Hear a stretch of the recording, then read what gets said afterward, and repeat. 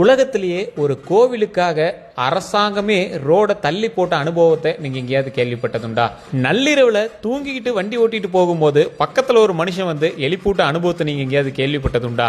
அமாவாசை அன்னைக்கு 1,00,000 எலுமிச்சம்பழத்தை ரோடுல நீங்க பார்த்ததுண்டா? முனியப்பன் கோவில் அப்படின்னாவே நிறைய மக்கள் பயந்துகிட்டு போகாம இருப்பாங்க. ஆனா பிறந்த குழந்தைய கூட கொண்டு போய் மடியில வச்சு வணங்கக்கூடிய அளவுக்கு ஒரு முனியப்பனை நீங்க பார்த்ததுண்டா?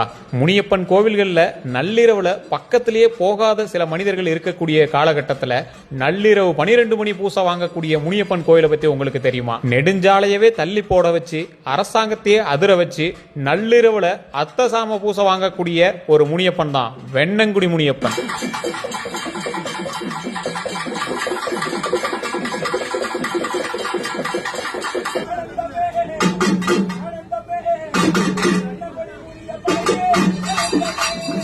உலகத்திலேயே ஒரு கோவிலுக்காக அரசாங்கமே ரோட தள்ளி போட்ட அனுபவத்தை நீங்க எங்கேயாவது கேள்வி